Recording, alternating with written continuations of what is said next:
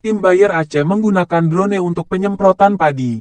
Ini terbukti lebih efisien dalam menekan biaya produksi, utamanya tenaga kerja jika dibandingkan dengan penyemprotan secara manual.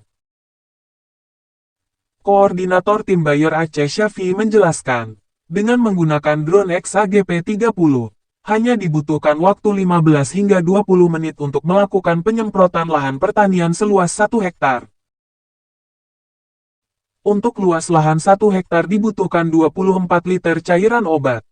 Drone XAGP-30 ini kapasitas tangkinya 12 liter. Jadi harus 2 kali terbang. Butuh waktu 15-20 menit, ujarnya.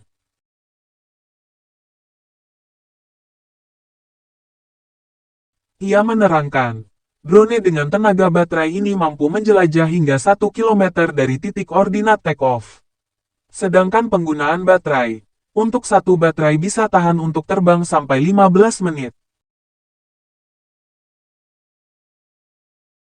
Operator membutuhkan 2 orang, ketinggian terbang 2 meter dari ujung tanaman padi agar penyemprotan bisa efektif. Jelas Syafi'i Tim Bayer Aceh ini.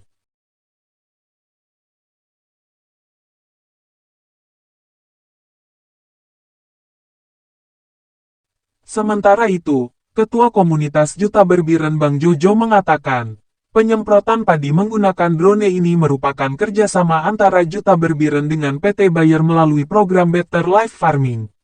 Dari pihak PT Bayer Aceh melakukan demplot, sekolah lapangan rutin setiap musim tanam dan temu lapang spesial yang mempertemukan petani di desa yang berdampingan dengan petani di sini, terangnya.